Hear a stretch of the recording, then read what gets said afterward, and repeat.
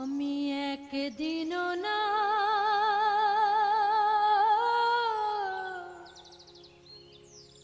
দেখিলাম তারে। It took me first 5 years to produce about 25 prints because it takes a long time to produce a print and to actually learn the craft and like this year I produced 23. So once you know what you're doing, you can do it much faster. Printmaking is kind of like a collective affair. A lot of people do it, and the studio is big, and you cannot do it at home. You need to have a studio especially for etching and aquatint. I never went to a formal school. I am self-taught, so I like that, and I started reading books about it, watching YouTube videos. God bless YouTube. They're taking all my information, but I don't care. I love the YouTube videos. And yeah, that's it. That's how I started. Just by accident, I became a printmaker. I had no intention. When I was a kid, I never thought that when I grow up, I'll be a printmaker. It was just a fluke. I never watched TV. I just either read or try to develop something. And this was because I had a nice job at the NSU. I could afford all this time to spend on my printmaking. And when I thought that I'm good enough to show, then I started having my exhibitions. And the world is full of color. We are constantly bombarded by the media, YouTube, Facebook, pictures, images, videos. And printmaking, I love that. That's why I love this black and white feeling, just breaking down things to the core, putting them into place, and it's just light and shadow. So I use maybe 4 or 5 shadows of darkness, and that's how you create tone. Like that's how you create the light. That's how you create everything. So I like that. And when the prints come out, so that's also, I find that it's a bit more impressive, and it's a bit more alluring to people, because this is something that you don't see every day. I feel that if you just take a colored photograph, we are so desensitized with color photographs that even the best of color photographs, they don't really attract us that much anymore. But nowadays, you see color photographs since the moment you wake up in Instagram until you go to sleep in Facebook. You see color photographs all the time. But what you don't see it, so it has become reversed, like the old-time newspapers.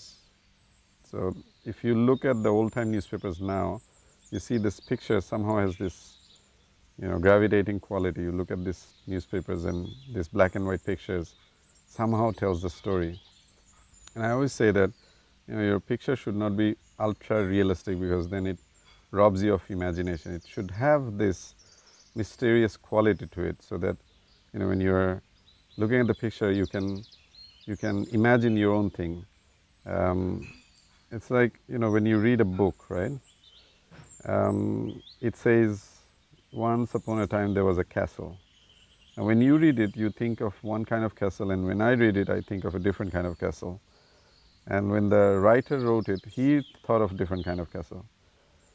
So in my printmaking, I say once upon a time there's a castle, but I don't show the bricks of the castle or the color of the castle. I try to keep it a bit vague. So I always believe there is a fine line between the abstraction and reality, and absolute abstraction does not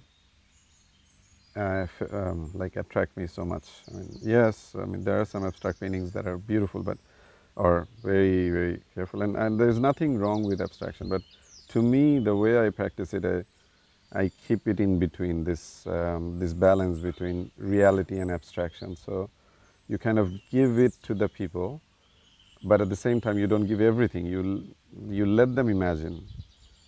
I think that as an artist or an architect, you should never ever want to be famous or follow the trend or be intimidated by all the influences. I mean, You should just concentrate on living a body of work. And if you're lucky, people will see it, and they will pass it on to the next generation, and it will be a good thing. But if you, I mean, like if you're like 99% of the artists, no one will ever see those prints. But the idea is that the next 20, 30 years, when you do it, you have fun. It's a drug. It's the best drug there is. গিরাম বেড়ে অগাধ পানি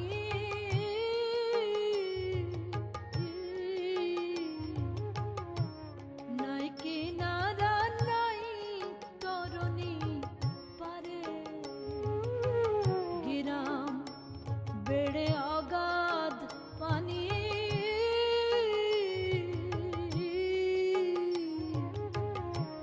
নাই কিনারা নাই তরণী পারে বাঞ্ছা করে দেখবা তারে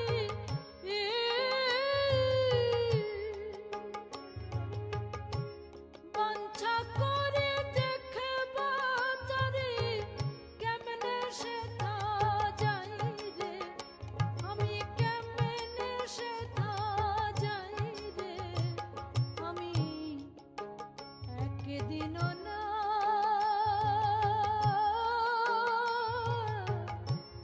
দেখিলাম তারে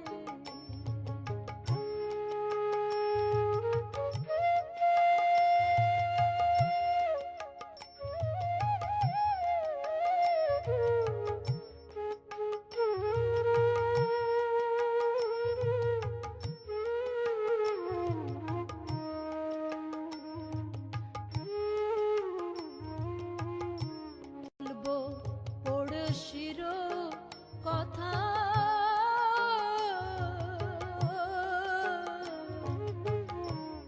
হস্ত পদ স্কন্ধ মাথা নাই রে কি বলবো পড়শির কথা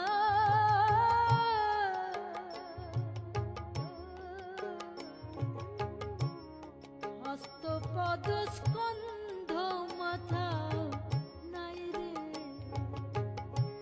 ক্ষণিক থাকে শূন্যের উপর ক্ষণিকে রে ও সে ক্ষণিকে ভাসে রে আমি একদিনও না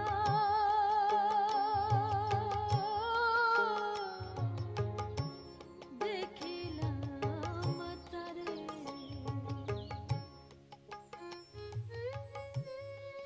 So yeah, this is I'm very glad that this is a drug that I can carry on having for the next 20, 30 years if I'm alive. And that's it, because even if I become famous after I'm dead, I'm dead. I don't know. So what's the point?